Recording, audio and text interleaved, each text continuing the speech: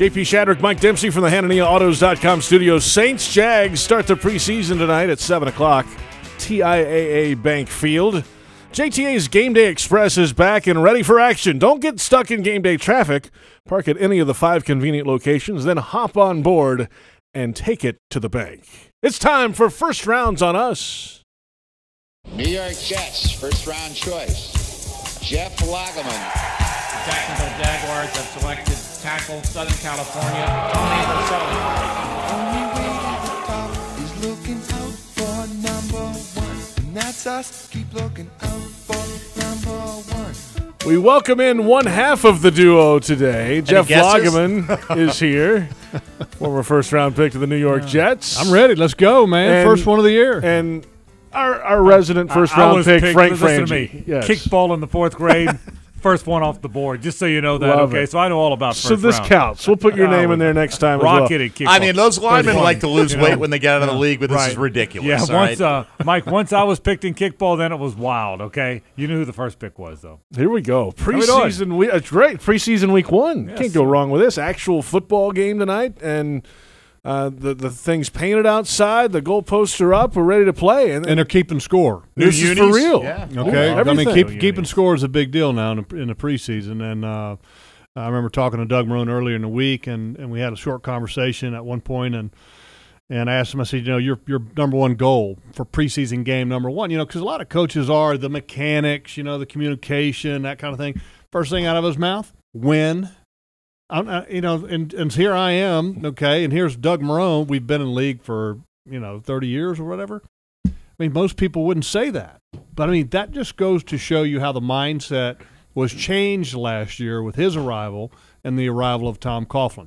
Even in the preseason, win. Mm-hmm. It's important. And it was interesting to hear Doug this week, guys, talk about the difference between a guy looking good on the practice field in training camp, and then when the lights come on, you find out really if the guy can go over the middle and make a catch, if the guy can tackle or not. You're going to find out pretty quick if these guys are for real or not. Well, to Jeff's point about winning, what I think what a lot of coaches that are successful, if you try and win every play, right? If you're winning every play, then that guy's trying to win the game. I don't think everyone – there's going to be a lot of sad people if they don't win the game, right? But you're trying to win every play. I'm real excited about seeing more and more guys, JP, to your point, now with the lights on, that'll impact this team. I didn't think Leon Jacobs was going to impact this team. I didn't think Tim Cook was going to impact this team. We know the primary guys, so I think that's what I'm looking forward to seeing is a lot of guys like that. There was, to go back a couple years ago, maybe you guys remember the name, but I don't remember the name. It was a wide receiver, late-round draft pick, I think, maybe a free agent from Hawaii, okay, and was a dynamic – Chad Owens. Thank you. Dynamic punt returner in the preseason, when it came to practice. And then when the games rolled around, it was couldn't hang on to the football. He froze up, and I'll never forget it because in the preseason he was good, and then got the regular season because there's a difference between practice and the preseason, and believe it or not, there is a difference between preseason and the regular season. And he actually made the connection or the jump from practice to the preseason game. But then when he got to the regular season, I remember watching him in warm-up prior to the preseason opener. I want to say it was at Indy. He couldn't catch a thing before the game. The guy was freaking out. The nerves got to him. So, you got to find out if guys can make that transition. There's the jumps from practice to the game and the preseason. One part of that is – and then from the preseason game to the regular season Jeff, game. one part of that is we watched Logan Cook, the punter out of Mississippi State. I thought at times on the practice field he wasn't very good. And again, we're just watching him, and a lot of times he's doing the end-over-end short field or half-field punt. But he got with the lights on the big boy field last week. He was crushing them. Big boy leg, right? Yeah, he didn't. Yeah. But I remember thinking, how will he do with the lights on? He did. Now it'll be different tonight. But it was encouraging to see. Yeah, you talk about Chad Owens, though. That's one position at punt returner, Frank and Jeff. That's where some of the drama is. There's not a lot of drama in terms of positional battles as to who's going to start on this football team, and that's going to go a long way towards determining which and how many wide receivers they keep. Yeah, I think so. I think the narrative, Jeff, and correct me if you disagree, but I think the first 5 guys who are going to be on the team. Lee and Moncrief and Cole and Westbrook and Chark are going to be on the team. I think most people would say that. After that, I kind of get the feeling that if Westbrook could be the punt returner, then Rashad Green would be the 6th receiver perhaps if they keep 6. If he cannot be, then Jadon Mickens is the punt returner, which would probably knock Green out of there. And that's just my thinking. Is it similar to that in your mind? I'm a little different. I agree with you that there's 5 that there's going to make the football team. I think Jadon Mickens is going to be number 6 as long as he plays like we saw him play early on when he got into this, wearing a regular season uniform, because he's different. I mean, Rashad Green is good. Okay, he's a good, solid wide receiver, has some punt return ability, hasn't done it in quite some time. But how different of an athlete is Jadon Mickens compared to all the rest of the wide receivers? Right. You're talking small guy, short area quickness, and explosive. And he won this team games last year. Okay? It's kind of hard to ignore that when it comes to that type of talent. Where's Shane Wynn in that conversation? He's not in. All this guy does is make plays off-season after off-season. Yeah. He's not there. He's not in the conversation, I don't think. I don't think so either. But I hear your point, Mike. I just think he's in the wrong mix. He's in a mix with so many guys ahead of him that, barring an injury or something unforeseen, I don't see Shane Wynn on the team. I can tell you that going back, a year or two ago, and the offensive coordinator 2 years ago, and some offensive coaches that were here on Gus Bradley. I think he was here all the way going back. Maybe it was last year. Yeah. They absolutely love Shane Wynn. The coaches love Shane Wynn. Right. But it comes down to is that, look, are you going to keep Shane Wynn or D.D. Westbrook? I mean, right. You're not going to keep Shane Wynn over a D.D. Westbrook or Marquise Lee or even a Dante Moncrief. That's numbers. This is a defense that has most of the starting positions set. You know what this group pretty much is going to be. Strong side linebacker, a question right now. The rookie is in there in the starting role. And then nickel cornerback, a couple of guys battling there. But that's about it. This defense is loaded and ready for another year. Yeah, and I'm more. A lot of people, boy, we want to see Leon Jacobs. Yeah, I want to see him, but I think he's two things. One, He's incredibly strong. He's incredibly fast. He's the fastest linebacker on this roster. Did you guys know that? That's faster than Miles. Boy, that is really saying. I didn't know that. He's the fastest. I was talking to the general manager, Dave Caldwell. He's the fastest timed linebacker on this roster, and he weighs 245 plus. Wow. You wouldn't think that, right? I mean, No. Telvin Smith timed out like in the 4.5 range. Right. And Miles Jack never timed out, but he's not faster than Telvin. Right. Telvin supposedly timed out in the 4.4s at a later date. It was like Right. like a little private workout. But this guy at 245 pounds, 6'2", 6'2.5", whatever it is, he's a legitimate 4.4. Wow. Yeah. Wow. Yeah, and that's why he's in the starting lineup, by the way. Sure. Okay, fast, strong, smart. Well, we'll see Three if he good plays things. that speed, Right, too. that's That's the whole thing. Under the lights, when they come on, does that go to the game I field, love too? the fact, though, that he played all those games at Wisconsin. He never came off the field, and he played against big-time competition. This isn't – I've always believed – and I know past GMs at past teams, not just this one, haven't always believed this. I think if you've played against if you're playing Ohio State, Michigan State, and Penn State every week, and you've played all those games he played, I think that helps him. I have high hopes for this guy. I'm excited about it. The more intriguing thing to me is DJ Hayden going to be as good as Aaron Colvin? We all kind of assume, that he's going to be, but how do you make that assumption? Has he done it yet for this team? Do you think people assume that? Because I hear that that's one of the positions I hear the most skepticism about, that they think we're taking a step back here. Well, a lot of people are assuming that he's going to be the nickel. Right. I think that's still to be determined. Tyler Patman, I think, is making a case so far in training camp. Now, his weakness has always been the physical aspect of playing football, which is tackling, and you have to tackle if you're playing nickel. So we're going to find out exactly where that battle is at when it gets live. I got to tell you this. I agree with Mike. I don't think people are assuming he's going to be as good as Colvin, but we've all been to just about every practice. I think he's pretty good. I've been impressed with Hayden. What was he, 13th overall pick going back? He was a high draft. 13 for the Raiders. Somewhere in there. And had health concerns. Otherwise, he might have gone higher. Right. I mean, he's a legitimate talent. We're going to come back in a moment, and in lieu of fantasy picks, it's preseason. We won't go there yet because picking fantasy in the preseason is only Mike I'm not Dempsey's even that game. pathetic, I don't know. right? I was about to say you might be the only one. Trust me, that not does even that. me. We're going to pick a couple players. I wanted Baker Mayfield this week. I was hoping I was going first. Dang it! We'll pick a couple players from tonight's game to really watch out for. Maybe deep down the depth chart. We'll do that when we come back. How about that?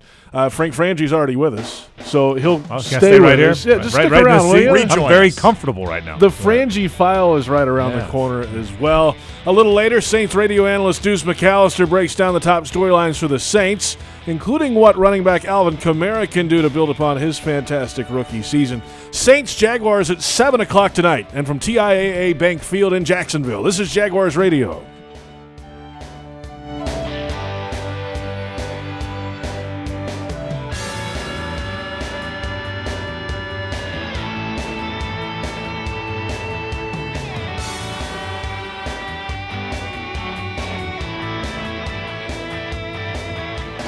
Brooks Rehabilitation is the official rehabilitation provider for the Jacksonville Jaguars. Brooks offers rehabilitation services such as inpatient care, outpatient therapy, skilled nursing, home health, assisted living, and memory care.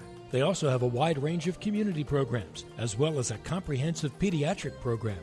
Brooks offers high-quality care from their expert clinical team to help you meet your rehabilitation goals.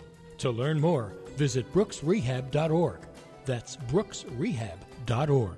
Looking to tailgate your dream RV this football season? Visit Campers Inn RV and shop their huge selection of fifth wheels, motorhomes, and travel trailers from the top manufacturers.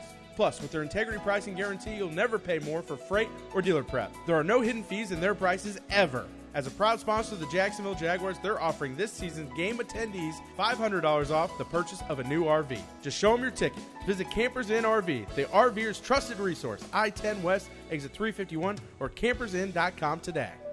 At ViStar, we believe in better. And that means treating people better with friendly, personal service that's kept our members happy since 1952. A smile and personal greeting when you enter the branch. An online or phone chat for those quick questions. And a call center that's open every day. If you believe that great service is better, join ViStar. We never forget that it's your money. All loans subject to approval, insured by NCUA. Be the MVP of your next tailgate with the official wing of the Jacksonville Jaguars from Dick's Wings and Grill. Whether at the stadium or cheering from home, game day every day with Dick's 365 wing varieties, burgers, wraps, and more. And for somewhere to catch all the sports action, Dick's Wings and Grill's 23 area locations have been a local fan favorite for more than 20 years. For the best wings, ice-cold craft beer, and best fans, feed where the big cats feast. Visit DicksWingsAndGrill.com for a location nearest you. Proud partner of the Jacksonville Jaguars. Hi, this is Tony Baselli. It's no secret that I love the sandwiches at Daly's Dash. But there's one sandwich that stands above the rest of them, and it keeps me coming back over and over again. It's called the Boss. They pile that bad boy with lots of roast beef, Munster cheese, roasted mushrooms, caramelized onions, and of course some Dash sauce.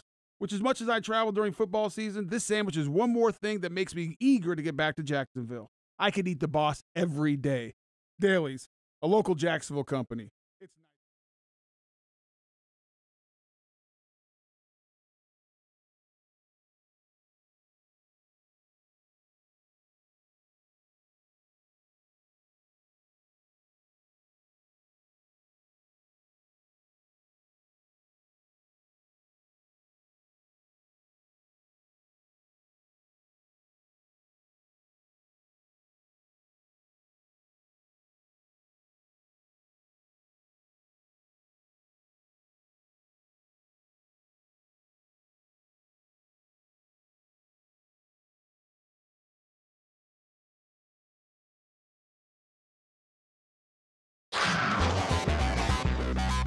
The Publix Tailgate Show continues right now. AP Shadrick, Mike Dempsey from the HananiahAutos.com studio. The Publix Tailgate Show rolls along. The Saints and the Jags tee it up at 7 o'clock tonight. TIAA Bank Field, the site here in Jacksonville. Coming up at Daly's Place on the south end of the stadium. Plenty of concerts right around the corner. Wiz Khalifa, August 15th. Jason Mraz and Brett Dennen, August 17th. Lindsey Sterling and Evanescence, August 20th. And then Jeff Beck and Paul Rogers, August 23rd. Tickets at dailysplace.com. Frank, you in on any of those? Probably not those, no.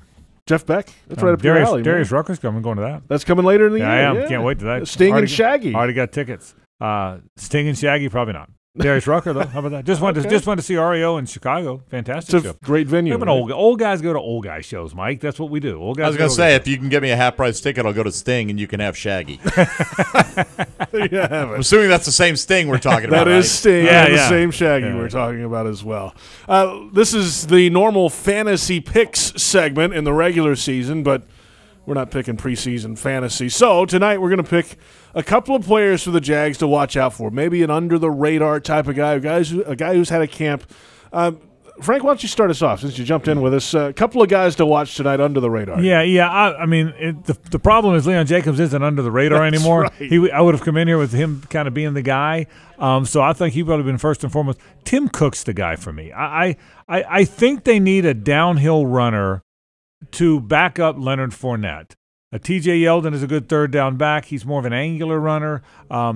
Corey Grant is explosive, but obviously he's not an every down guy. So for me, I think they need a big, what's Cook, 240 probably? Yeah, a big 240, 245. Yeah, and a big downhill runner for when Leonard Fournette isn't in the game, if he misses time. So I'm going to be watching 41 tonight. He's one I've thought about a lot watching him out of practice, so I'll give me Tim Cook. Big bodies can stay around and play football. You know? But I mean, I think who gets it on 3rd and 1.5 when Fournette's out of the game? Somebody's got to. Mm-hmm. True. That's right. All right, there's Tim Cook for you. We got Logs. I'll give you one. Hunter Dimick.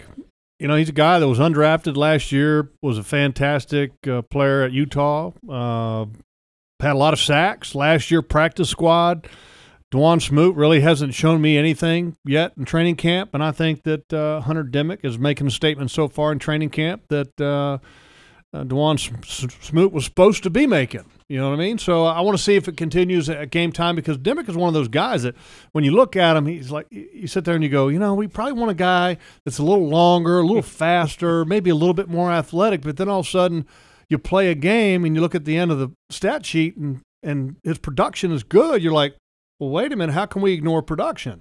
You know, so he's a guy I want to see, and I want to see what kind of an impact he can have working against good competition. I think he's going to get that. That's a tough room to gain respect in, but he has the full respect of that defensive line room, I think, so far, the way his work ethic and everything he's done on the practice field too. Michael, who you got? If we were doing 2, Dimick would have been my second guy, but for me, it's clearly Cody Kessler. We're going to see a lot of Cody Kessler tonight, and the gulf right now, seemingly between Blake Bortles and the rest of the quarterbacks on this roster, is pretty large. I thought Kessler was shaky in OTAs. I think he's played better here in training camp. Talking with some members of the organization, they like what he brings to the table in terms of athleticism, the ability to move, and particularly the fact that he protects the football, doesn't turn it over. Nobody's expecting him to have to come in and carry this football team for any length of time, hopefully, but I want to make sure that I not only myself, I think there are a lot of Jaguar fans out there that are uncomfortable with the notion of what's behind Blake on the quarterback depth chart right now. Well, that's a good one tonight. I'll go with Trey Herndon, the cornerback. Yes, we know who the starting cornerbacks are here in Jacksonville. But we'll see the depth chart. Could it change a little bit? What can he do on special teams? He's had a couple of splash plays on the practice field, some interceptions. Trey Herndon, now a third-string corner on this roster. We're going deep because he's behind Ramsey, Hayden, Miller, and Meeks. Trey Herndon and Sammy Seamster are both a third-string corner on that left side, so I'm going with him. Let me just add just like one other category of things to watch, because what's the one thing that's impossible to evaluate in a training camp practice, even practicing with another team? Tackling. Special teams. I was wrong. I mean, you just can't evaluate it you said it with because authority. Until it's live, you never really get a feel for which guys or how good they are. So for me also, special teams is going to be a big part of the equation of whether a lot of these guys make the team. And they signed some guys in the offseason with special teams credentials: Cody Davis, Niles Paul, Don Carey. How do those guys look, and how does everybody else look on special teams? Tackling too, right? Well, I mean, that's part of it. Thank you. JP. Yes. Right. I wasn't wrong. I think JP's going for the broader Yeah. overall Well, kind of JP's tackling he's thing. standing his ground, though. He figures at some point Darn, we're that'll going to come tackle back tonight, around. boys. We're going to tackle. There you have it. Players to watch tonight. Logs, thanks a lot, man. We'll talk to you a little bit later in the Publix Tailgate Show. Jeff Loggeman, Jaguars analyst. It's time now for the Frangie File. We visit a little longer with play-by-play man Frank Frangie, who's already here. Well, yeah. You know what? I never get in front of the camera. This is big news for me. Usually I'm over there. You have your own little camera, though. But, do I have a camera? You do. Okay, you have your own one shot. You're okay, I'm pretty excited about this. This is a big. I could consider this a promotion. We're glad to have you. I'm very excited. This is an exciting moment for table. me. It could be. Yeah. I be. I got a mic. This is good stuff. You guys are used to this. I'm pretty excited. It could be permanent. You never know. We could make this change. So here we are, preseason week 1. We were talking earlier tonight, Mike and I, about the difference this time last year to now. A year seems like a long time ago because you didn't know what was going on at quarterback. The O-line was nuts. There was a new coaching staff. Right. Tom Coughlin's in. What in the world's going to happen with this team? Now all of a sudden they're 5 minutes from the Super Bowl. Right. The quarterback signed. You got a solid offensive line. The defense is among the best in the league. Night and day from a year ago. Yeah, JP, the biggest psychological piece to this for me is this is a team that has never had to go into a season with external expectations. You have your internal expectations. Everybody has that. But you've never had to go into one with the outside world thinking you're good. Now, that's great. That's exciting. It makes you confident, gives you some swagger, but you still have to manage those expectations. If the Jags of past years got upset badly in the first 2 of the first 4 games or played badly, no big deal on NFL Network and ESPN in past years. They weren't going to get killed. It was expected. Now, if the Jags lay an egg, they lose to the Giants, people are going to scrutinize them. So how do you handle that, and how do you handle the adversity that comes on as part of that, Mike? I think that is the psychological 180 that I think this team's got to manage. I do think – what is your sense? Because I think they are actually going to thrive because of the way the season ended last year, right? And that I don't think they're going to be too full of themselves because they feel like they were the better team in Foxborough, but it got away from them, and they're putting the blame on themselves, particularly the defense, for not being able to finish that game, Frank. And you take it really from the end of season press conference from Doug Marrone when he talked about laying that first brick again and building it back up. The fact that they're going full pads and all these practices in training camp, I think they're organizationally they're very aware of the phenomena that you're talking about. Yeah, and I think they will handle it. I agree with you, Mike. I think they will handle it well for everything you said, the end of the season, unfinished business, the shock of how it ended. But more than that is the way they are built psychologically. Their most present, noticeable name player on defense, Jalen Ramsey, is a swagger guy, man. Leonard Fournette is a swagger guy. They've got young leaders or young players who are prominent. Blake Bortles, I don't think of him as swagger guy, but he's going to have a chip on his shoulder his whole career, all the beatings he's taken. So I think there's reason, to your point, Mike, these guys, I think they will handle it better or well because that's how they're built. They're built to have a little chip. You know that? Jalen Ramsey will be the best cornerback in the league, going to his 13th Pro Bowl, first ballot guy, and he'll have that yellow jacket on. He'll still have a chip on his shoulder. And that's what makes him so good in terms of, in addition to all the ability. So, yeah, I think they'll handle that well. Frank, thanks for coming on early. Oh, you kidding me? Like I said, I got this place. Can I put my name on the chair, or do I have to leave? It's possible. We can make this work. Very exciting moment for me, just saying that. Frank Frangie, voice of the Jags. Have a good call tonight. Okay, boys. Frank Frangie with the Frangie File will return with Jags Director of Player Development, Marcus Pollard. Plus, a little later, NFL media reporter Judy Batista was at camp earlier this week. We'll get perspective on Blake Bortles and what this defense should do to take the next step in 2018. The Saints and the Jags at 7 o'clock, and this is Jaguars Radio.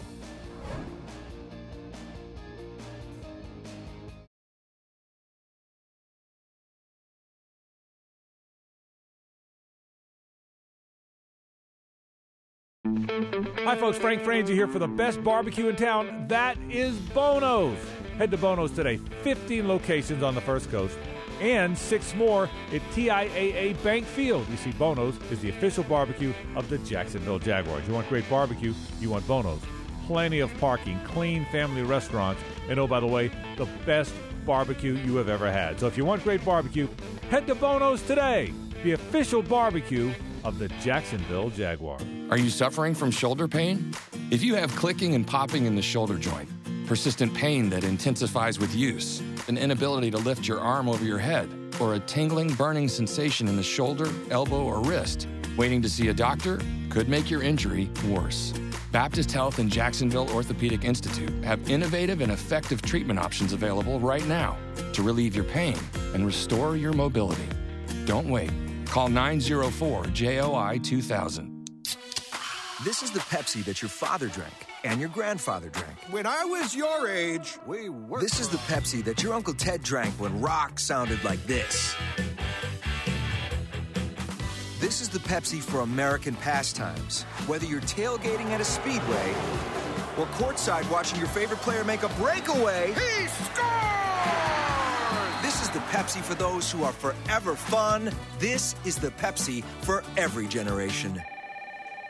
Freak yeah, Jimmy John's. Freak yeah, what if I just needed 1 sandwich delivered? Freak yeah, we can do that. What about 100 sandwiches? Freak yeah, we can do that. What about 24 sandwiches? Freak yeah, we can do that. 67 sandwiches? Freak yeah, we can do that. You know, 67's a prime number. Freak yeah, a whole number greater than one whose only factors are 1 in itself, I know. Great. I'll take 1 turkey tom, please. Freak yeah, 1 turkey tom, on the way. Freaky fresh, freaky fast, Jimmy John's, freak yeah! Storm season is here, and JEA is doing everything possible to prepare. We've invested millions in hardening our electric, water, and sewer systems to make them more resistant to extreme weather. By updating your contact information and signing up for alerts, you'll also be better prepared if a storm hits. And in the event we need to restore your power, we can keep you up to date on our efforts and get you back to normal sooner. Update your contact info today at JEA.com. JEA, building a more prepared community.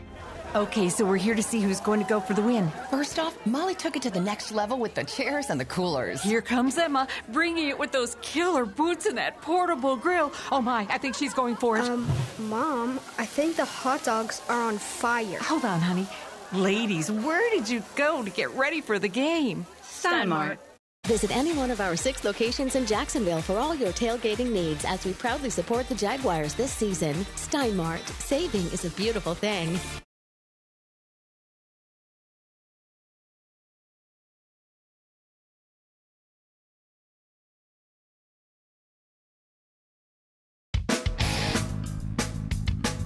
The Publix Tailgate Show rolls along. JP Shadrick, Mike Dempsey from the HananiahAutos.com studio at TIAA Bank Field in Jacksonville. Preseason week 1, the Saints and the Jags kick it off at 7 o'clock. We welcome in former NFL tight end, Jags Director of Player Development and Youth Football, Marcus Pollard. Holding it down once again. Holding it down. You survived the traffic, I see. Yeah, and the rain, and people in Jacksonville that can't drive very well. Oh, boy. So I'm just throwing rocks. I'm taking shots You early. are. Shots early. Right- Shots fired. Right out of the gate. Yes, you are. Finally, preseason week 1. Yeah. As we were talking with Frank and Jeff earlier, the mentality of this football team, I don't know if it's different for them, but I think the perception outside is different because they're good all of a sudden. They went to the AFC Championship game. There are expectations outside of the building.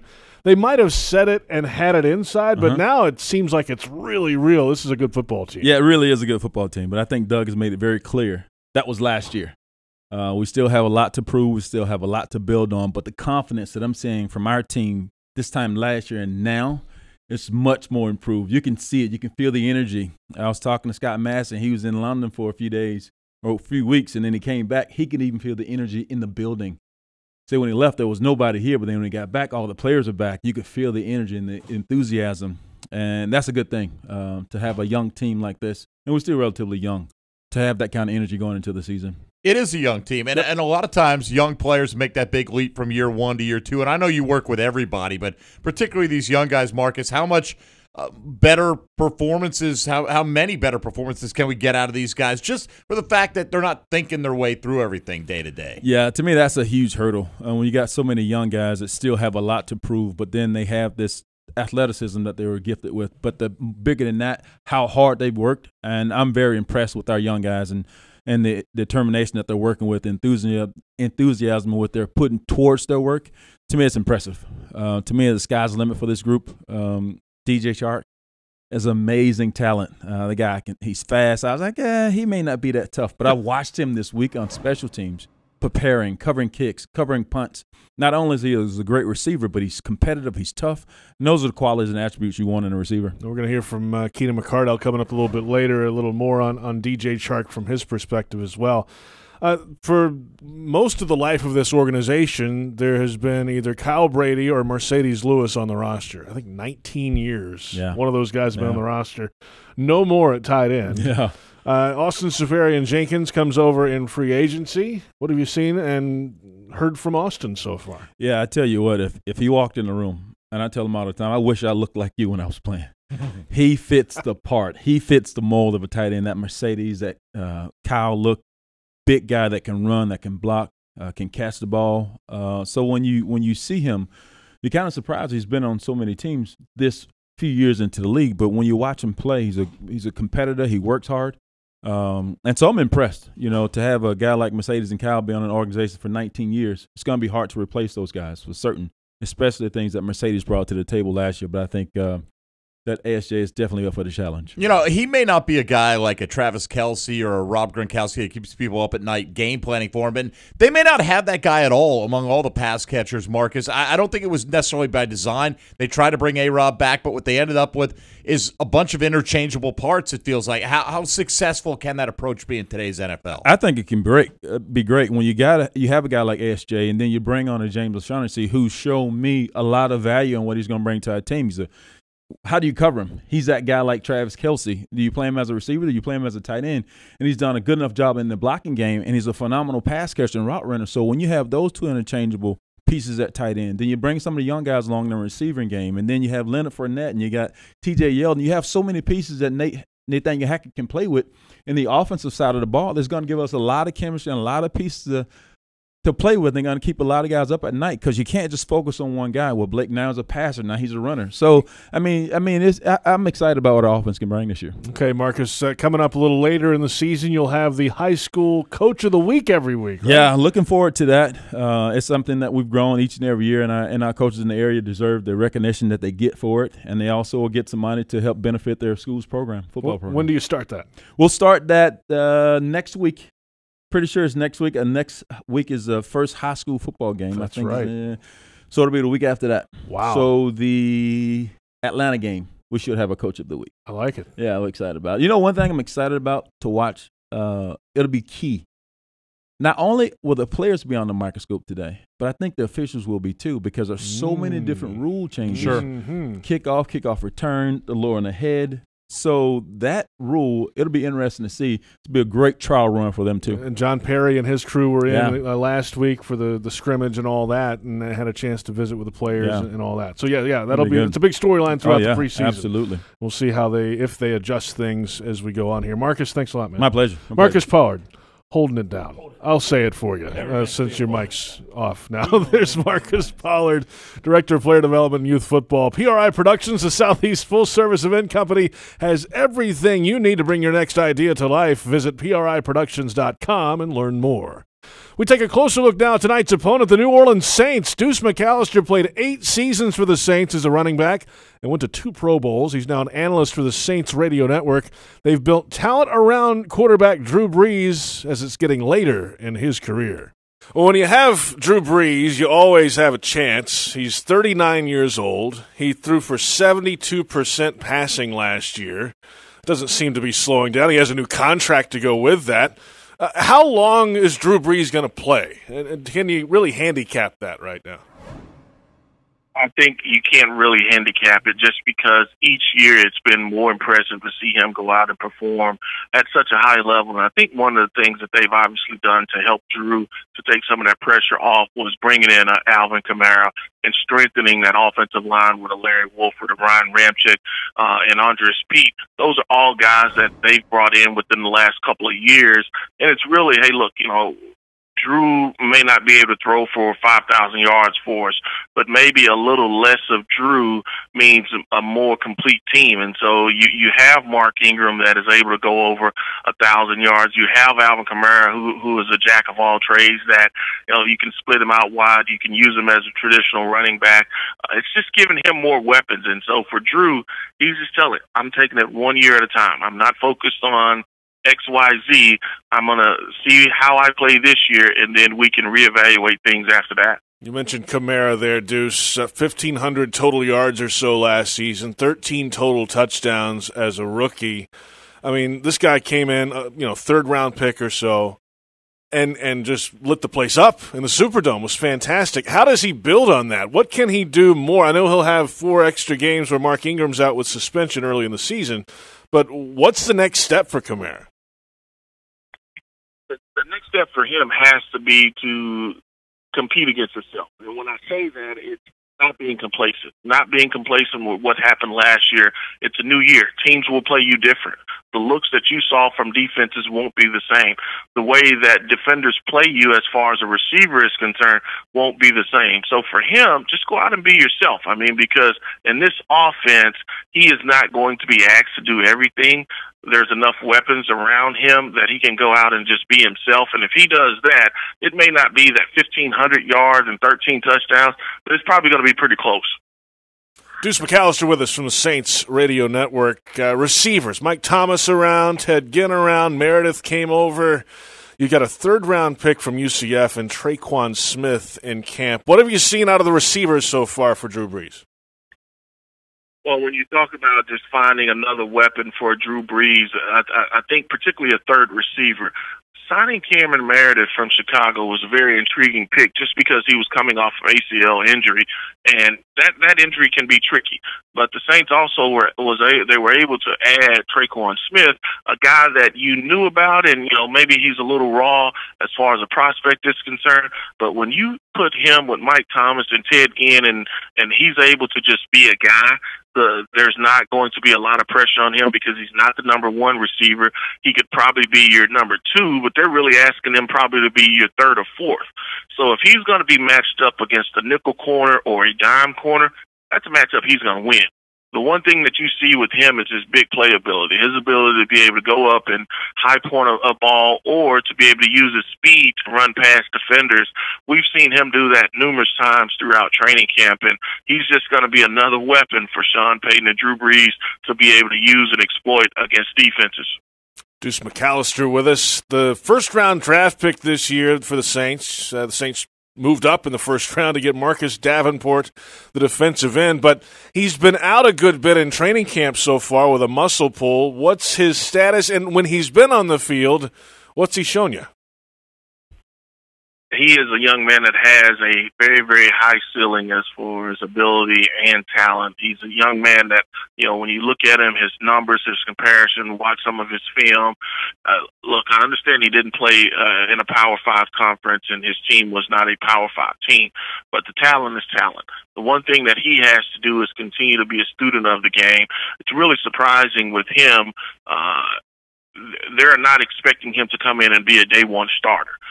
They were fortunate enough that Alex Okafor, the starting defensive end last year, tore his Achilles. He did not start on the unable to perform list, the PUP list. He was able to pass his physical, and he, outside of a Veterans Day off, he has not missed a practice. Marcus, this was his sixth consecutive practice that he missed on Monday. I don't say it's some concern for him. They were going to use him as a spot player anyway and continue to let him grow into that position. For him, if he can give you third down reps, if he can give you some second and long reps, that's what you want him to be able to fit in. His ceiling is high. So continue to develop him. He's in meetings. He comes out to practice. He may not participate in the team drills, but he's working individual drills, and then he'll go and work with the trainer. I think they'll get him back sometime next week, and, I'm interested to see him continue to develop. All right, Deuce, let's finish with a deep track, a deep cut or two for the Saints team to watch on Thursday night, one on each side of the ball. Maybe somebody not on the starting role, but somebody that's been hot in camp on offense and on defense that the Jags fans might have to look for on Thursday. He's a 5-year veteran, but he was signed really on a 1-year deal here. Jay Bromley, number 99. I'm interested to see how he performs. And another two guys from defense, Al-Qadim Muhammad. He will be a second-year rookie out of Miami, missed 2 years really with Miami, and so he's kind of raw. He led the NFL in sacks last year in the preseason and got a redshirt year. He's number 97 for the Saints on defense. So 97 and 99, I'm interested to see how those two players play. Jay Bromley, because he is fighting for the number 4 defensive tackle position, and Al-Qadim Muhammad is trying to be either the second or third in the rotation for defensive end. When you go to the offense, I'm looking to see what running back can step up, whether you're talking about a Boston Scott or a Terrence West. With Mark Ingram being suspended for 4 games, they're going to need somebody else to step up and kind of carry the load with Alvin Kamara. So those are the two guys I want to see how they perform with actual tackling and in a game setting, and Boston Scott and Terrence West. 2-time Pro Bowler, 8 seasons as a running back for the Saints, and now an analyst for the Saints Radio Network, Deuce McAllister. Good stuff, Deuce. We'll see you Thursday. No problem. Thank you for having me. There's Deuce McAllister, great player in the NFL for a number of years, great player in college. Beloved in New Orleans, by the way. Just Absolutely. beloved by that fan base. Yes, and does great work for the Saints Radio Network as well. Earlier, we told you a weather update to shelter in place that has been lifted by the Jaguars organization, so we're on. 7 o'clock, game time. Everything's good to go here at TIAA Bank Field. We'll come back. Second hour of the Publix Tailgate Show right around the corner. Wide receivers coach Keenan McCardell tells us what he loves about rookie receiver DJ Chark Jr., plus NFL media reporter Judy Batista. She'll explain the national narrative on Blake Bortles and how it could be changing a bit. Saints Jaguars at 7 o'clock, and from TIAA Bank Field, this is Jaguars Radio.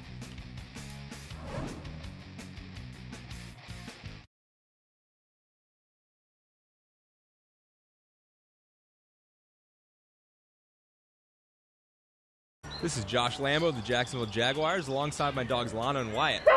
It's hard saying goodbye to these two on game day, but that all changed this year with the NFL's first ever in-stadium dog park thanks to our partnership with Pet Paradise. Are you ready to bring your furry friend to the stadium? Enter the Pet Paradise Top Dog Sweepstakes. Each week, 10 lucky winners will receive 2 game tickets, a parking pass, and the chance to bring your dog to Pet Paradise Park at TIAA Bank Field. Visit jaguars.com/petparadise and enter today. It only takes a drop of water to cause someone to slip and fall, but it takes a lot more to prove that your injuries were the result of negligence. The store said the floor was dry. Our investigators learned that on the day of the accident, it had been raining. So the next time it rained, we went back. And guess what? Rainwater was dripping from the ceiling exactly where our client was injured. When you're in for the fight of your life, investigators with 30 years of experience is a good thing. Farah and Farah, Jacksonville. Only in Jacksonville can you tour a state-of-the-art hospitality show home before a game. Hi, this is Lauren Brooks. Make it a point to visit the Dreamfinders Home's newest stadium home before any home Jaguars game. Take a free tour and register for a chance to win amazing grand prizes. Dreamfinders Homes will select one winner per home game. Only at Dreamfinders Homes Stadium Home 2.0 by Gate 4 at TIAA Bank Field. Dreamfinders Homes, homes built to fit your lifestyle. At Papa John's, we like to say, better sausage, better beef, better bacon, better julienne cut Canadian bacon, better pepperoni. Papa John's. For a limited time, get a medium meats pizza made with 5 premium meats free of artificial flavors or fillers. Or our new barbecue meats pizza made with smoky Southern-style barbecue sauce for only $6.99 each. Better ingredients, better pizza. Papa John's. Prices and participation may vary. Taxes, tip, and delivery fee extra. What do our Jags do to beat the heat? Cool down with the smooth and creamy deliciousness of a Yobi frozen yogurt. All Yobi low-fat or fat-free frozen yogurts are made with real milk, no artificial flavors, and some are as little as 25 calories per ounce. So it's easy for our guys to be game day ready. Plus, all Yobi's great toppings and fresh-cut fruit are included. So cool down like the big cats. Visit myyobi.com to find a location near you and to see all the latest offers and tasty new flavors added every month. Download the Yobi app. Yobi is a proud partner of the Jacksonville Jaguars. Jaguars fans, Ashley Home Store is where you'll find the perfect Tempur-Pedic mattress to power your life. As the #1 Tempur-Pedic retailer in America and the official furniture and mattress store of the Jacksonville Jaguars, Ashley Home Store offers Jaguars fans special pricing and 72 months no-interest financing. Just tell them the Jaguars sent you. Plus, a portion of every mattress sold helps provide free beds to local children in need. Shop for Tempur-Pedic at Ashley Home Store today and go Jaguars. Subject to credit approval. See store for details.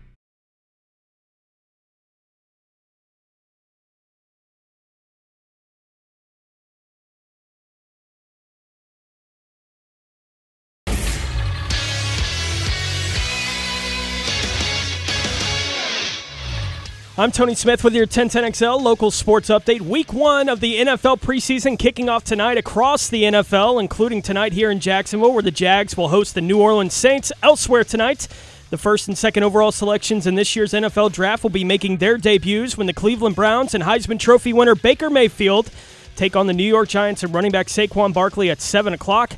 The Jags AFC South rivals will get their preseasons underway tonight as well, with the Tennessee Titans under their first-year head coach Mike Vrabel heading to Lambeau to play the Packers at 7:30. The Houston Texans, with a returning Deshaun Watson, we'll see how much he plays tonight, if at all, and a new-look secondary including former Jaguars cornerback Aaron Colvin will be in Kansas City at 8:30 tonight, and Andrew Luck will be returning to the field after missing the entire 2017 season, as the Indianapolis Colts will be in Seattle tonight at 10 o'clock. I'm Tony Smith. This has been your 1010XL local sports update. More of the Publix Tailgate Show with JP Shadrick and Mike Dempsey coming up next.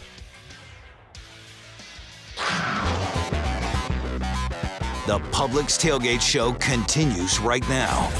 JP Shadrick, Mike Dempsey from the HannaniaAutos.com studio at TIAA Bank Field. 7 o'clock, the kickoff time for the Saints and the Jags in the preseason opener. Here we go. Football's back.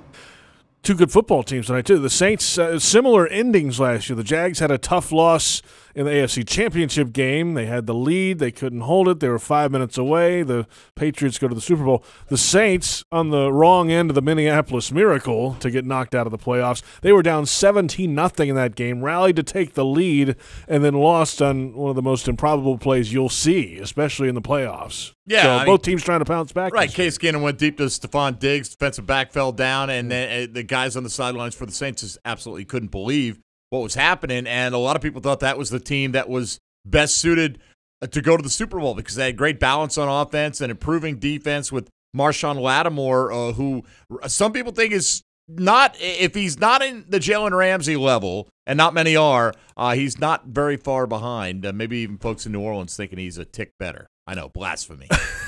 Yeah, easy now. He's pretty good. He's a good player, yeah. Marshawn Lattimore, Pro Bowl as a rookie.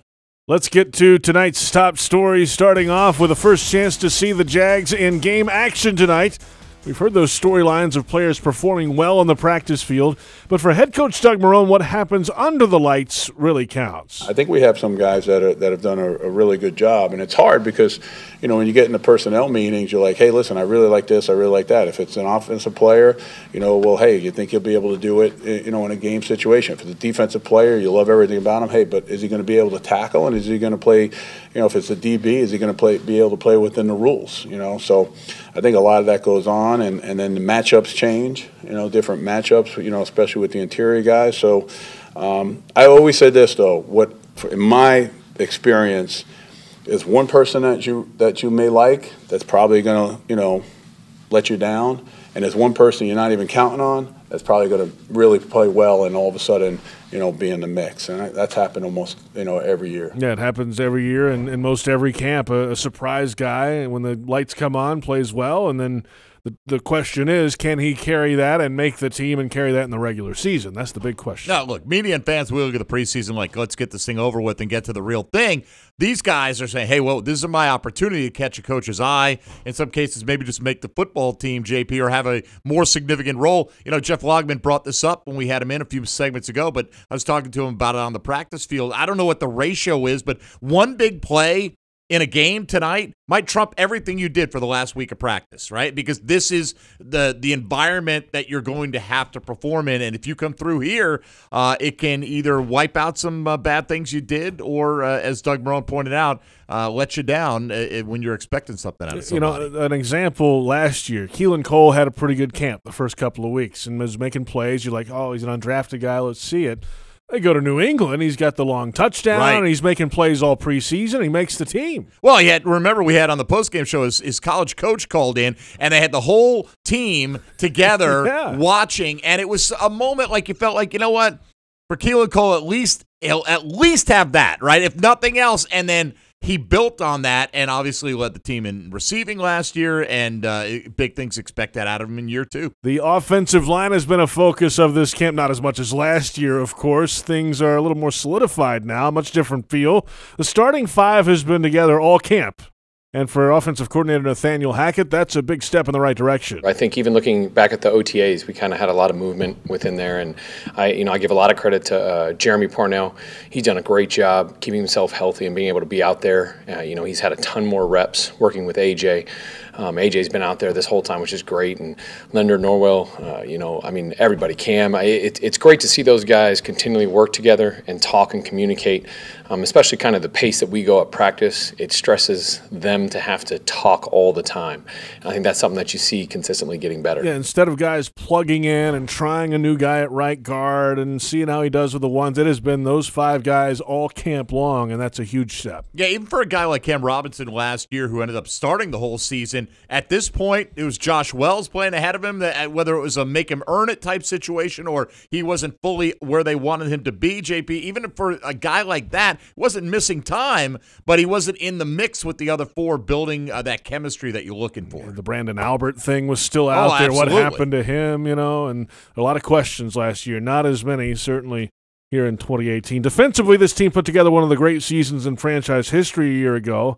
And, of course, there's talk now. They want to be one of the great defenses all time in the league. But defensive coordinator Todd Wash isn't going with comparisons to others. I'll be honest with you, I don't worry about anybody in the league trying to compare ourselves to them or former defenses.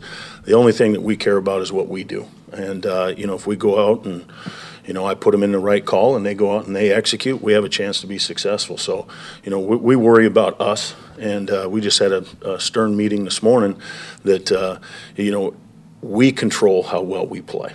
Nobody else does, and so we don't compare ourselves to anybody. That was earlier in the week. Todd Wash, defensive coordinator. Another note here, if the Jags have another really strong season and the defense continues at this pace, that's a guy you'll hear in some head coach conversations moving ahead, and Nathaniel Hackett for that case, in that matter as well. If the offense has a great year, and that's what happens. This is a rare thing to have a full staff back. And they didn't lose a coach on the coaching staff last year from a team that went to the AFC Championship game. That doesn't happen too much in the NFL, and especially these coordinators are sticking around. Honestly, it wouldn't have shocked me if Todd Wash had gotten a sniff this past cycle, this past offseason. So I totally agree with you there, and I think he's the more likely of the two among the coordinators because his defense is so high profile. 2 things that they've really talked about are finishing games. They're in position to do that, obviously, in the AFC Championship game and just cut down on some of the big plays. Down in, down out, can you bring that same intensity? And oftentimes they'd get teams 3 and out, 3 and out, 3 and out. It was the big plays that hurt them at times last year. Cutting those down is a big priority for this team. There you have it, some top stories for today's matchup. Tonight, 7 o'clock kickoff time for the Saints and the Jags. This portion of the Publix Tailgate Show is brought to you by your Southern Ford dealers. We'll come back. Lamb at large in studio. David Lamb is here, Jaguars head team physician Kevin Kaplan, and we'll hear from NFL media reporter Judy Batista. It's preseason week 1. The Saints and the Jags coming up at TIAA Bank Field in Jacksonville. This is Jaguars Radio.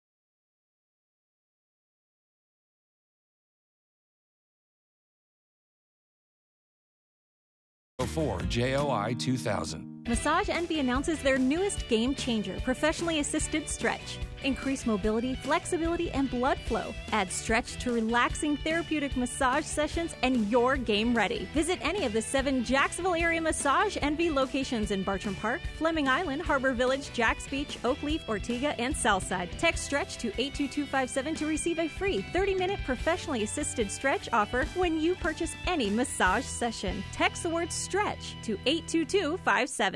Some things make a house your home. Like clean, fresh sheets that make a bed with the soothing scent of fabric softener your thing. When drying clothes with natural gas, you get faster, gentler drying times, save money, and earn a rebate up to $150. Your home. Our safe, reliable, efficient energy. Love natural gas. Find rebate details at peoplesgas.com. Does your small business internet provider promise a lot Let's hear who really delivers. Comcast Business offers gig speed in more places and lets calls from any of your devices appear to come from your business number. Other providers don't. Call 1-800-501-6000 to get 75 megabit internet from Comcast Business for $49.95 per month for 2 years when you get 2 voice mobility lines. Offer ends 9/21/18. Restrictions apply. Not available in all areas. 2-year term required. Early termination fee applies. Require subscription and 2 Comcast Business voice mobility lines and additional regular monthly rates. Equipment, tax, and fees extra and subject to change. As a young boy, Gavin loved playing football. He lived and breathed it. Wanted to go pro. Why, he'd spend hours upon hours just practicing his touchdown dances. And one day, while getting fitted for bifocals, he realized he was never much good at throwing, or running, or catching, or even kicking. Yeah, Gavin's chances of playing pro football were looking like 4th and long. Very long. But he did hear how Geico could save him money on car insurance, so he switched and saved. Then he did kind of a touchdown dance. At least he was still good at that. At ViStar, we believe in better, especially in helping build a better financial future for our members. So we've reviewed our offerings from the ground up. We've lowered or eliminated over half our fees and enhanced our already competitive rates, saving members more than $1 million this year, in addition to the millions we save them every year. If you believe that saving money is better, join ViStar. We never forget that it's your money. All loans subject to approval, insured by NCUA.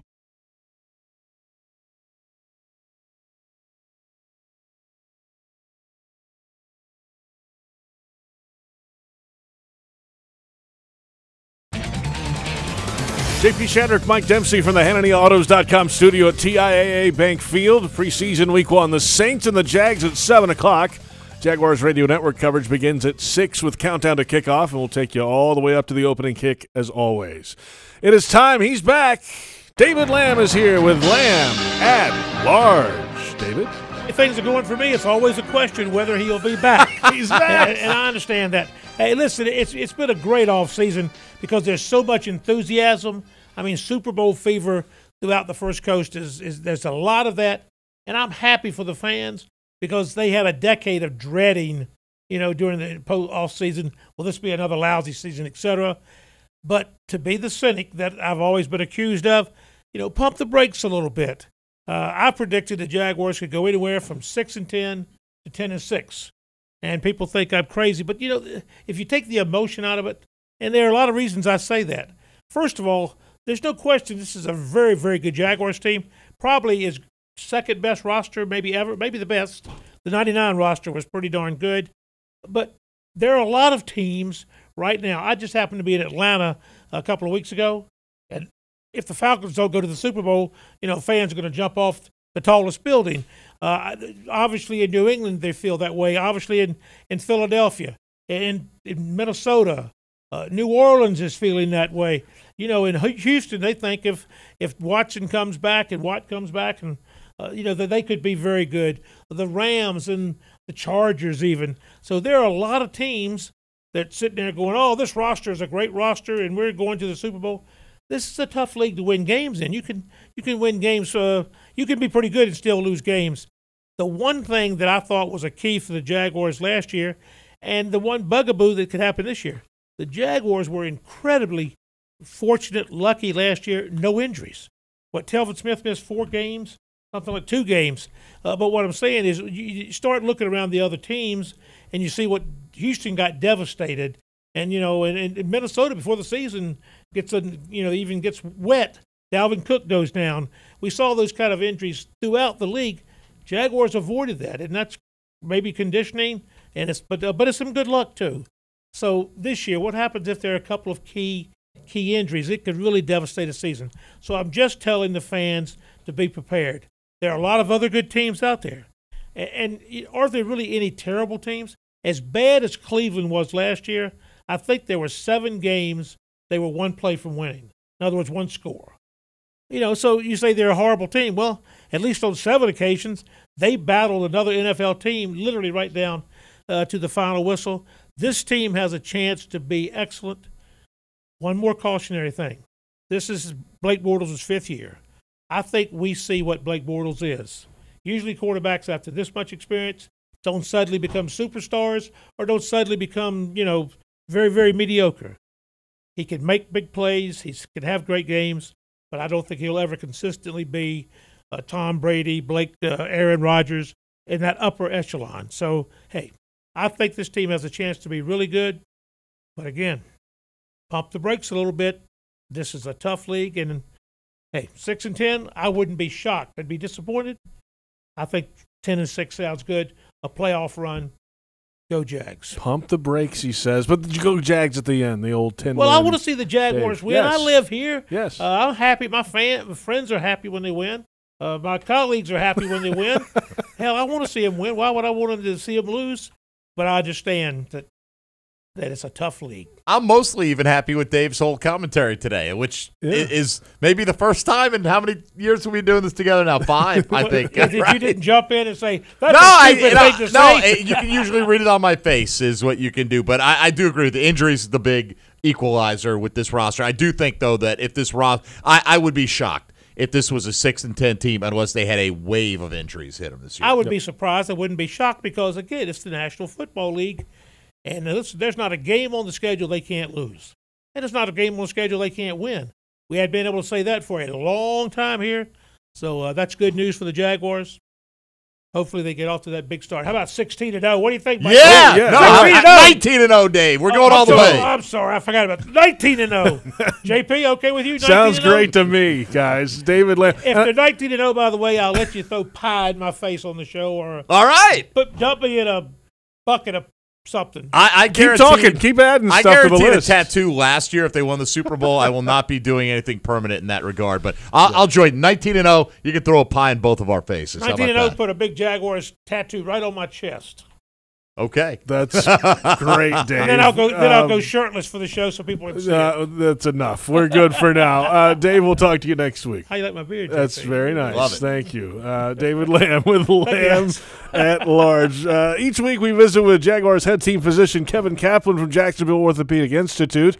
And this week we'll discuss dealing with a full 90-man roster at the start of training camp and how camp injuries have trended over the past few years. Preseason week 1, it's our first visit of the year with the head team physician for the Jacksonville Jaguars from Jacksonville Orthopedic Institute, Dr. Kevin Kaplan. What's up, Doc? It's great to be back, isn't it? Football's here, man. Here we go. That means 90 players are here as well. Camp check-in day is a little bit hectic. You know, the guys have been gone for 5-6 weeks or so. You do some exit exams and all that when they leave, but then you got to check them all back in and make sure everything's good to go.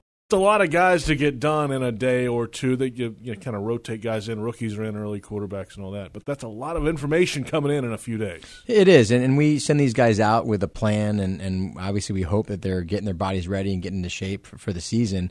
But you're always worried. This is the time of year where those small injuries can happen, whether it's a hamstring or a quad strain or something that is minor, but they can keep them out for what's a relatively short period of time. I mean, camp is, even though it feels like a long time, it really isn't that long. So we got to really tune them up and make sure they're all healthy coming into camp, because the last thing you want to do is send them out to practice and they pull their hamstring first play of the practice, and then they're out for 3 weeks. That's and then they get on the practice field, and the practices compared to a lot of NFL teams are fairly challenging, long practices in the heat here in Florida, and it's a grind every day, and that's a challenge for these guys to keep their bodies going from day to day.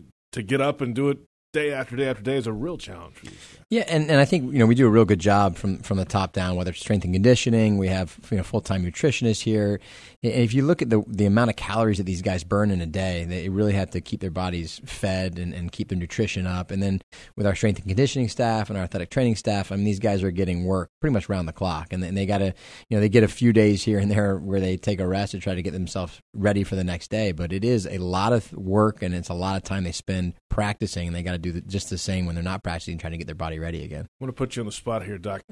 How have camp injuries changed over the last 3-4 years? Is there something that we saw 3-4 years ago you don't really see a lot of these days? Maybe not, especially with the Jaguars league as a whole. Is there any change? Does it change over time? You see trends. I think in any team you see trends. If you look around the league right now, there have been quite a few ACL or anterior cruciate ligament injuries in certain teams. A lot of injuries that we see are things like hamstring strains and quadricep strains. I think we've done a really good job with getting our guys acclimated. So thankfully, knock on wood, our rates of those have decreased over time. You can't stop the inevitable injury if someone gets rolled on and injures their knee or their shoulder. That can happen. So we really, as a medical staff, try to focus on things that we can control, getting their bodies as good in shape as possible before they get out there. So I think we've done a good job of that. One of the keys to last year's defensive effort was that the Jaguars defense had 2 starts missed. Telvin Smith.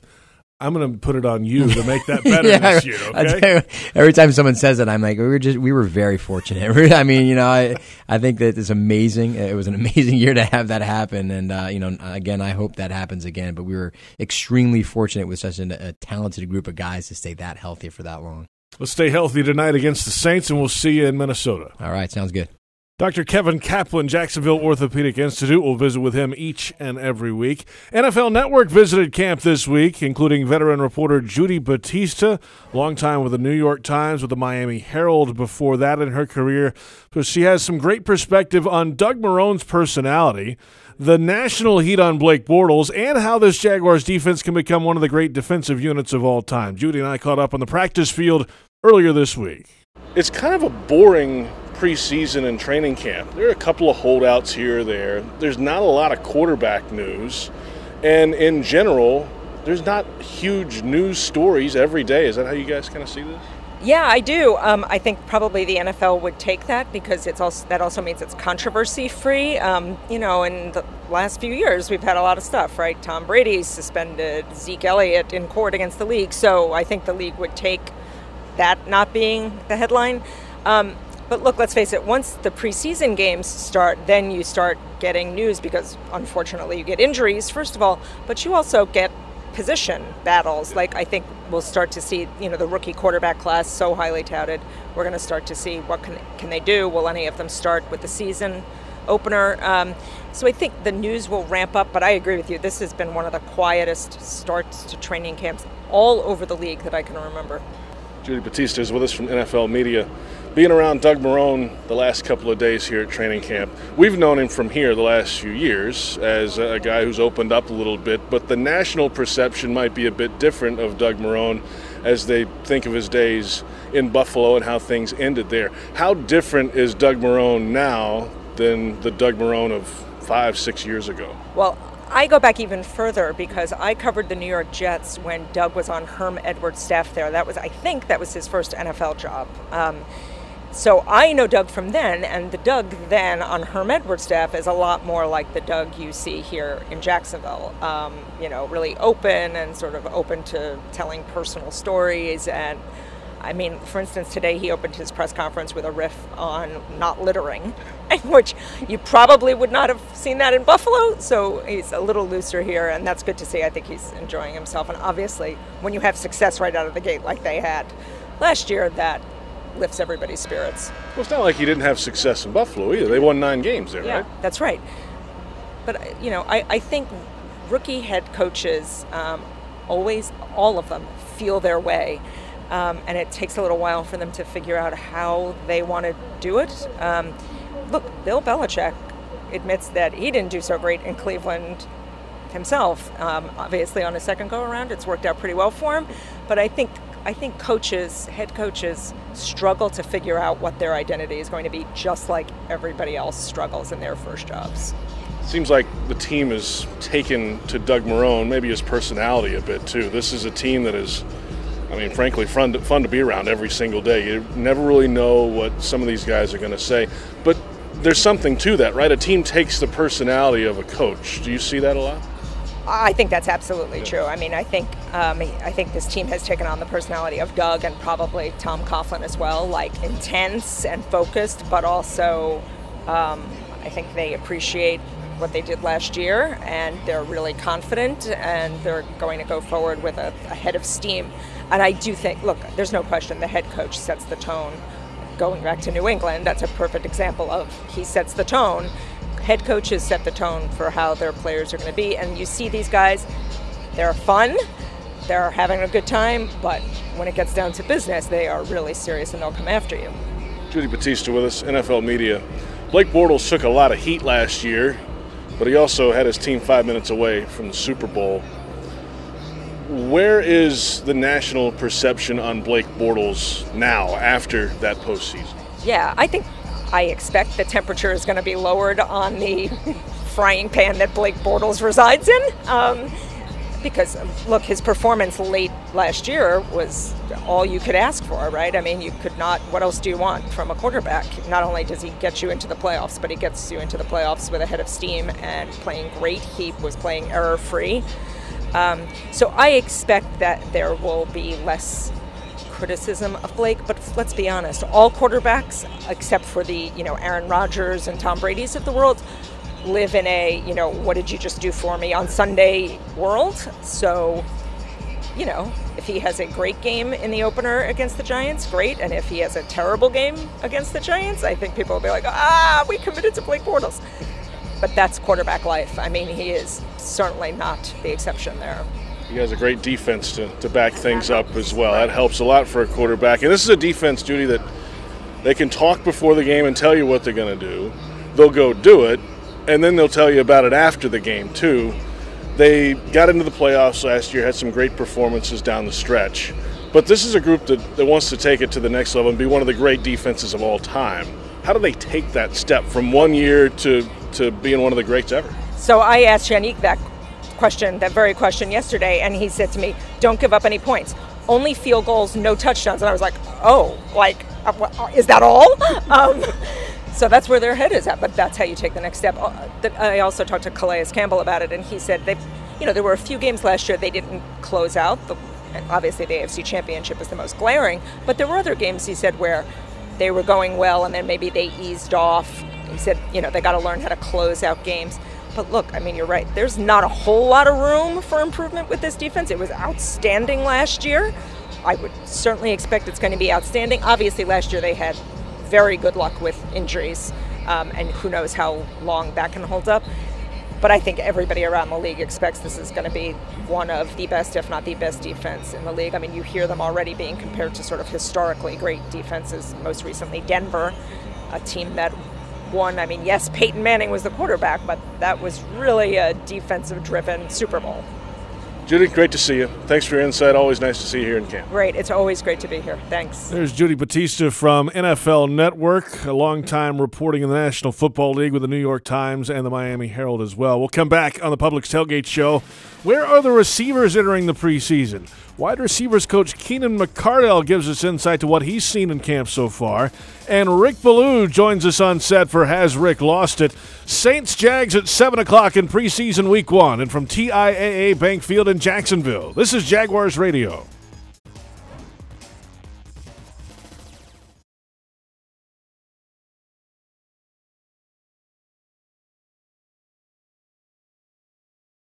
Storm season is here, and JEA is doing everything possible to prepare. We've invested millions in hardening our electric, water, and sewer systems to make them more resistant to extreme weather. By updating your contact information and signing up for alerts, you'll also be better prepared if a storm hits. And in the event we need to restore your power, we can keep you up to date on our efforts and get you back to normal sooner. Update your contact info today at JEA.com. JEA, building a more prepared community. Okay, so we're here to see who's going to go for the win. First off, Molly took it to the next level with the chairs and the coolers. Here comes Emma, bringing it with those killer boots and that portable grill. Oh my, I think she's going for it. Mom, I think the hot dogs are on fire. Hold on, honey.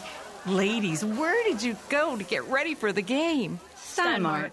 Visit any one of our 6 locations in Jacksonville for all your tailgating needs as we proudly support the Jaguars this season. Steinmart. Saving is a beautiful thing. The Ford Summer Sales Event is here. Get 0% APR financing for 72 months plus $1,000 Ford Credit Bonus Cash on a great lineup of Ford SUVs. That's Ford, America's best-selling brand. Best-selling claim based on 2017 calendar year sales. Not all buyers qualify for Ford Credit financing. 72 months at $1,389 per month for $1,000 finance regardless of down payment. Not available on Expedition. For all offers, take new retail delivery from authorized Ford dealer stock by 7/31/18. See dealer or go to buyfordnow.com for qualifications and details. Brooks Rehabilitation is the official rehabilitation provider for the Jacksonville Jaguars. Brooks offers rehabilitation services such as inpatient care, outpatient therapy, skilled nursing, home health, assisted living, and memory care. They also have a wide range of community programs, as well as a comprehensive pediatric program. Brooks offers high-quality care from their expert clinical team to help you meet your rehabilitation goals. To learn more, visit brooksrehab.org. That's brooksrehab.org. Make it count when driving. Make it count when flying. Make it count when traveling. Make it count when giving back. It's Make It Count Rewards for Marathon. You earn points every time you fill up or make select purchases at Marathon. You save on gas, airfare, hotels, or support the environment. It's easy to sign up. Text JOIN to 40244. So what should you do right now? Sign up and make it count. Marathon, fueling the American spirit. On-airport parking at Jacksonville International Airport will help punt the stress from your travel itinerary. Their garage facilities offer defensive coverage from the weather and are just one 50-yard dash from the terminal. Economy parking rates are salary capped at $5 a day. Extra points for free shuttle service to and from the airport. To learn how on-airport parking options tackle the competition, visit flyjax.com. That's flyjax.com.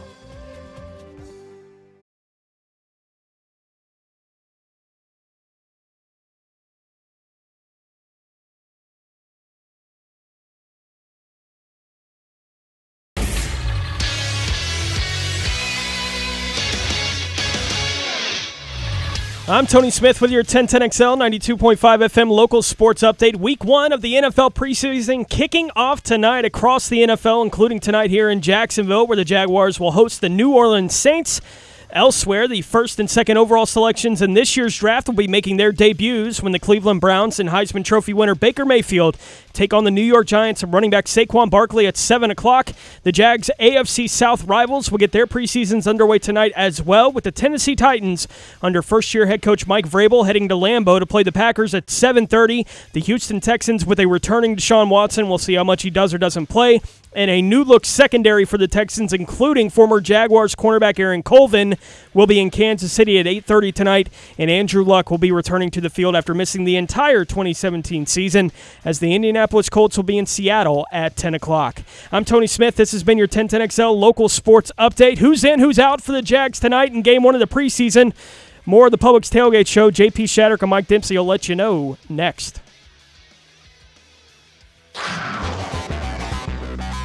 The Publix Tailgate Show continues right now.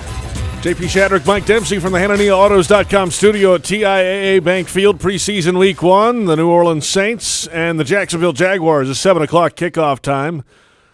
The list has come out for players who will not dress tonight. There are no inactives announced officially in the preseason, but the Jaguars have announced a number of players who will not dress in tonight's game. We'll go in alphabetical order, shall we, Mike? Why not? Eli Ankou is not dressed tonight. Taven Bryan would be inactive. He's not dressed tonight. Calais Campbell, who has been working through a calf issue, he is not going to take the risk tonight. He will not dress. Don Carey, the safety. Keelan Cole, wide receiver. Brooks Ellis, the linebacker. Dante Fowler Jr. still on the physically unable to perform list with a shoulder issue, trying to bounce back from that. He will not dress. Jeremy Parnell, the right tackle, will not dress tonight. Will Richardson Jr., the rookie offensive lineman, will not dress. DeAndre Smelter, the wide receiver, and DeJuan Smoot, the defensive end, second-year player. That means 3 new starters in the lineup tonight. Hunter Demick will make the start at defensive end in place of Calais Campbell. You heard Jeff Logman earlier single him out as a guy to watch tonight. Well, he's going to start. You'll get to watch him early in this game. Josh Wells will make the start at right tackle in place of Jeremy Parnell, and D.D. Westbrook makes the start at wide receiver in place of Keelan Cole. You know, to kind of back up what David Lamb was talking about earlier in terms of injuries, you got 3 guys tonight. If this were a regular season game, your big end position would be decimated, right? You'd have Calais Campbell out, Taven Bryan, DeJuan Smoot. So Dimick, who has made some noise in training camp so far, is probably going to play a lot of reps tonight. He's going to play early reps. We don't know what New Orleans' approach is going to be in terms of their first string going out there, but this is a great opportunity for him to turn some heads. Keenan McCardell had a big hand in the development of those young receivers a year ago, and he's going to try to do the same this season with a group that's a year older and wiser, with a draft pick in there as well. We caught up just off the practice field this week, and our conversation is presented by Baptist Health, changing healthcare for good. Let's talk about some of you guys. Let's start off, though, with a rookie, the draft pick, DJ Chark. He's flashed a bit here in this camp. Not unexpected, though. There's a reason why you guys wanted him in the first round, right? I think we realized that, the talent that he had, the speed that he has, the size that he has, and his ability to track the ball, on the deep ball and stuff like that was evident on film, But what I've seen is that he's a really good route runner, and he's not afraid to catch the ball over the middle. So, which I like for him being a big and physical receiver. Sharp guy too, right? You have to be in the playbook and know where you're going. That's a big part of this thing. No doubt. I mean, one good thing that helped him is that LSU ran a lot of pro-style stuff, concept-wise, and he came in and picked it up very well. I have to pat him on his back because he got in his book, and for a young guy, you need to know where you're going, so you're not thinking about the play and then have to react and to make a play. You need to know what you're doing, so you can just go out and just go and play fast, and he's done that. Another guy who seems to be improving in that area is D.D. Westbrook. He came on after the injury last year, late in the season on the field. And then as this camp has rolled along, it seems like he just has a little more awareness about him. Is that accurate? It does. He does. I mean, I think the first year, like most rookies, our eyes are just wide open, just trying to get open and just do everything in a rush. Now that he's become a veteran, he's starting to be able to see the coverages, know what he's doing, get there fast, and he's putting a little savviness in his route running, which a guy like his size he has to have, because sometimes people try to overpower him, and a savvy route runner can get by guys that are being obviously too physical. That's your specialty, though, as a player and now as a coach, route running and being in the right place and kind of outthinking the defensive back. No doubt. I mean, you got to understand what's going on, how a guy's playing them, or how defense is playing our whole team, and understand what we're trying to do in our game plan to help you get open. And then that's a part of the knowledge of the game, the football IQ. I'm fortunate enough to have some guys that have really good football IQ, and they're really good football players also. So I'm fortunate that way. But it's still you always have to stay on them for the little things and make sure that they don't overlook the little things, and because the little things are going to make big plays happen for you. Final thought here about one of the veterans who is new to this organization, Dante Moncrief. He's been off to the side a bit, banged up a bit in this camp, but he's back out there leading up to this preseason game. What have you seen when Dante's been out there, and what does he bring to the meeting room for this group? Well, he brings some experience, to our meeting room. On the field, you can see the athletic ability, the technique of a receiver, of a veteran receiver that understands how to lean on guys when he has to lean on guys to create separation. He understands how to release at the line of scrimmage and get by defenders. He's a sneaky, crafty type of receiver that has really good speed. So and that's going to help us out in a big way. I mean, you can see it. He's back now. He was a little banged up, but he's back now. And as part of camp, you get banged up and keep on moving. He's back and he's having a good camp when he comes back. I'm looking forward to seeing him in some of these preseason games. Now, preseason week 1 as a wide receivers coach, what do you want to get out of this game? What is a perfect end result for this wide receiver group against the Saints? Knowing what you're supposed to do, playing fast, and making plays. I mean, you got to catch the ball to make plays, but you got to know your assignment, play fast, and always give me 110% effort in the run game and in the pass game. Keenan, thank you. Thank you. Keenan McCardell, wide receivers coach for the Jacksonville Jaguars, still sounds like a tough, gritty, late-round pick, doesn't he? A second year as a wide receivers coach for the Jacksonville Jaguars. Another guy who's very gritty is with us now. It's time for our weekly visit with Jags sideline reporter Rick Ballou. We call it, Has Rick Lost It? All right, admittedly, I'm a little bit nervous tonight. That doesn't happen often for me. It's about Leonard Fournette. I've never been one of those guys who says, let's take him, stick him on the sideline, put him in bubble wrap, but I don't know why I feel that way. Hey, it just rained all day. Look at Fournette a year ago, had the high ankle sprain, missed a couple of games, 3 overall. Yeah, 1 was with a suspension, but 268 carries. And that was great. Can he become that much better? I think so. Just look at the improvement between year 1 and year 2 for Jalen Ramsey. It was phenomenal. Personally, I expect the same thing this year for Fournette. What he asked for? I say 350 carries. If he's able to do that, you're talking 1,300 yards. A year ago tonight, in New England, was a very interesting game for the Jaguars. They gave it to Fournette 9 times for 31 yards, had a 1-yard touchdown. But remember that week during practice, live at goal line, some other situations, really took a lot of hits. This year, I'm saying no. Is he going to get some playing time? Probably. Will he get a couple of carries? I'm sure he will. But frankly, I just want him to get out of there, get healthy tonight, and move on from there. Speaking of last year, JP, and you'll remember this, is after the first couple of practices, Jacksonville really looked awful. Look how much better things are in 1 year. Remember after some of the practices, talk was, could they make a trade for Jimmy Garoppolo? The Brandon Albert situation. The secondary was really beaten up. Just amazing to see how much this organization has changed in just 1 year. Finally, it's much harder now to make this team as an undrafted free agent. The number used to be big during the Gus Bradley era. Last year with Doug Marrone, not nearly as big. But obviously, Keelan Cole caught that 97-yard touchdown pass from Chad Henne. He became a guy that the fans took notice of. Who's that guy going to be tonight? Keelan Cole's not playing. Enter Allen Lazard. It's a numbers game right now at wide receiver. It's going to be next to impossible to make this team. But it makes me wonder, could this be the first year in well over a decade that an unrestricted free agent doesn't make the team? That's a good question. Rick Ballou with Has Rick Lost? And yet another name we haven't brought up tonight, Allen Lazard. Big, physical, strong wide receiver from a big conference and a big school, but undrafted and hasn't really had a much media coverage here in this camp. No, he hasn't, but the thing Ricky is going for him is he's a different type of guy, like JP is saying. Big, physical guy. They have DJ Chark's a big guy, but he's a speed guy. He's a down-the-field guy. There could be a role for a red zone type target. I think a year on the practice squad is probably the best bet, though, for Lazard at this point. I'm with you. Should be a lot of fun. Hopefully no rain. Yeah, you're on the sideline. You hope so, I'm sure. Rick Well, it's Ballou. not because of that. I care about the fans. I don't want to see them. That's what it is. Yeah, Rick Ballou with Has Rick Lost It. We'll catch you next week in Minneapolis.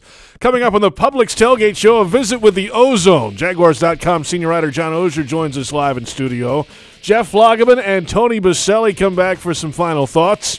Jaguars Radio Network coverage begins at 6 o'clock with countdown to kickoff, and we're a little over an hour away from preseason week 1. The New Orleans Saints and the Jacksonville Jaguars, and from TIAA Bank Field in Jacksonville. This is Jaguars Radio.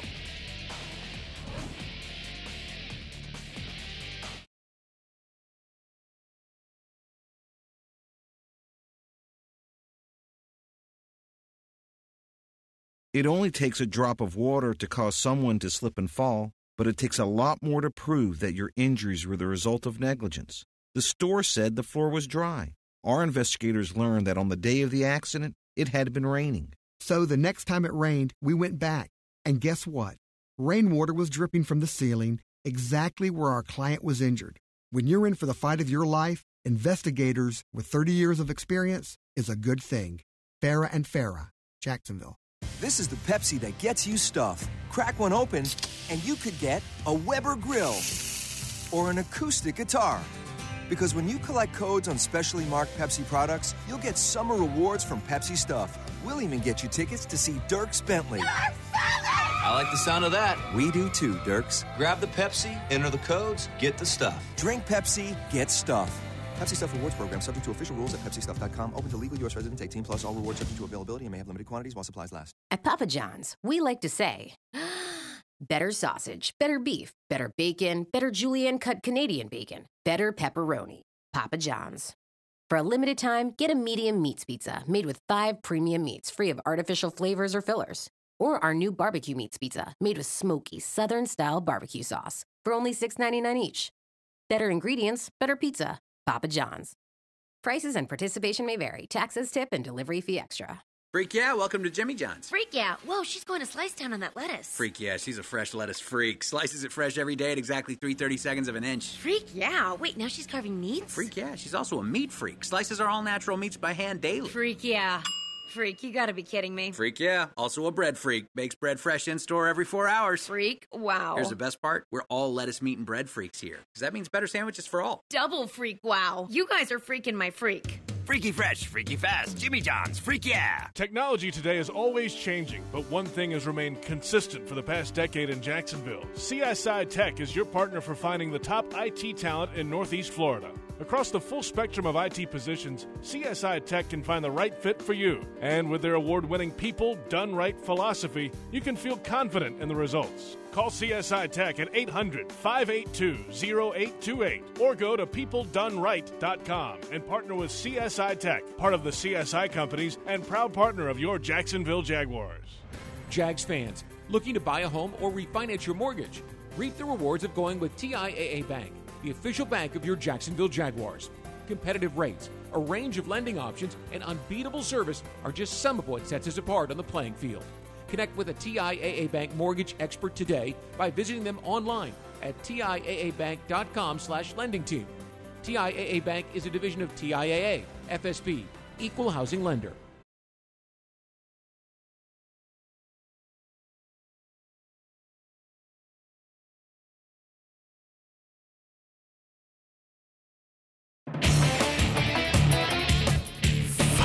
Final moments of the Publix Tailgate Show. The Saints and the Jags teed up tonight at 7 o'clock. TIAA Bank Field, Jacksonville. It's time to visit our friend, the Ozone.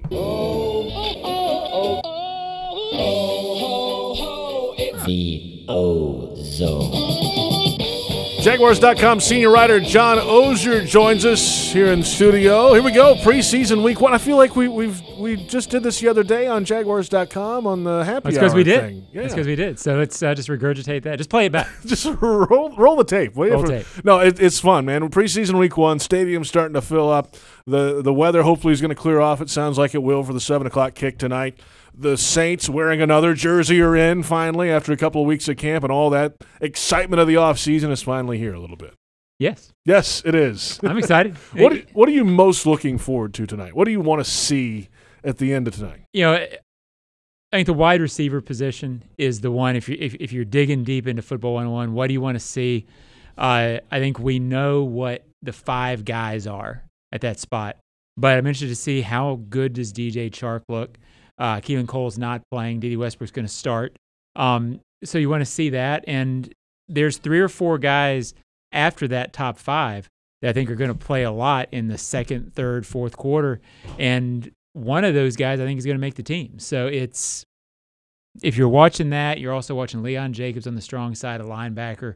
Things like that will be what I'm watching when I'm trying to figure out what to sort of analyze after this game. One of your deep tracks yesterday, a guy to watch in this game, maybe down the depth chart a little bit, was Hunter Demick. Mm-hmm. And he's going to start tonight's game with Calais Campbell not dressing in this game tonight. So there you go. On the other side, it's a crowded defensive line room. We get that. But Hunter Demick has been having a pretty decent camp, and he has the full respect to that room for sure. Well, you've got Smoot out, you've got Taven Bryan out, and you've got Calais Campbell out tonight. So it's an opportunity for Hunter Demick. Unique Ngakoue on the other side, I can't imagine is going to play very much. So you've got a lot of young linemen with the chance. According to my friend Jeff Lageman, Demick has looked very, very good in one-on-one pass drills. I'll give it to Jeff because he watches that more than I do. I'd like to know how Tony Baselli feels about it, but we'll see if he gets up here at some point. Quarterback play. How long does Blake go, you think, tonight? I would guess 2 series. I would guess probably 10 to 12 plays, however long that takes. If they have a 15-play drive in the first one, maybe 1. Cody Kessler, I think it's more his game. It's more his time to show something that I thought he's looked okay at times, but certainly needs to look better than he has for the most part during camp. He's looked better in the games than he has so far. Will he do that? I don't know. I wouldn't expect to see Tanner Lee a whole lot, maybe a series at the end of the game. Let's welcome in Tony Baselli and Jeff Lageman. Tony making his triumphant debut today. Is this the debut? After, I don't know what happened to you earlier, Tony, but we won't get into the issues. I'm just glad you made it. I'm glad I'm here. I'm just happy to be a part of the team, JP. At preseason traffic's a bear, huh? Actually, it was the rain. You said something about Cody Kessler. I think. How much are you clouded by the fact that he was not good at all during OTAs? I thought he's had a better camp. Where OTAs, Jeff and I both talked about it. We're very concerned about the backup quarterback position because of how it went in OTAs. I think he's been better in training camp. The first couple of days of camp I thought was strong, but I definitely in the last 3 or 4 days thought he looked better and started doing more things you wanted to see. He looks better, but and obviously the impressive part is no interceptions, which is great. But I'd like to see a little bit better arm strength, I mean, but Jeff, that's not going to come. He's the backup quarterback for a reason. I get it, but I mean, Tanner Lee, who was the rookie draft pick, at times, I mean, he looks fantastic. Well, but big body, big arm. But there's times he looks like a rookie that doesn't know what he's doing. But my whole thing about Cody Kessler is that I think with the way that they want to play offense, and maybe they want to play offense differently this year with Blake at the helm, but if they play offense the way they did last year, having a guy that can protect the football that doesn't have a great arm is probably fine. Yeah, it's fine. I mean, listen, Tanner Lee has the best arm in camp. I mean, he has a special arm. Now, we don't always know where that arm is going to send the ball. At times, that special arm is 20 yards overthrown. But it's a special arm. Cody Kessler is a guy, in all reports, everything I hear. Where did he go to school? He went to USC. Oh. Understands the offense. There's a lot of things coming together right now. Very good quarterbacks. There's a lot of things coming together. But he can get you in the right play, get everyone lined up. He's not going to make mistakes. He knows where to go with the football. And that's all you're asking out of your backup quarterback. Now, early on in camp, I was literally inundated with emails saying Jeff Lageman hates Cody Kessler. Well, he does. Because he went to SC. It's the number one reason he hates him. And for the first couple of days, Jeff had a point with this guy was struggling, but I think he has looked better than last week. Yeah, he's been better in camp, but he still doesn't have a great arm strength. Jeff, he's never going to have a great arm. No, I'm not saying that it's all of a sudden going to grow, into a strong arm. There's just this waft of hate coming this way. He hates him. Here's the most important thing. He's made his the mind backup quarterback. Who cares?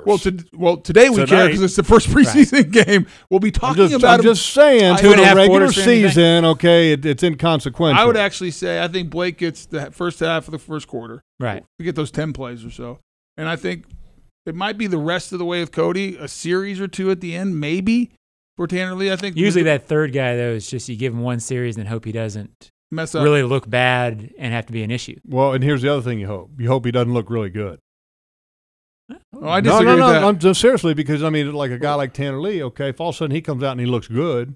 Well, you're talking about you're way ahead. I'm way ahead. Practice squad, regular roster, etc. Let's not get ahead of ourselves. You don't want to. Hey, don't save all the.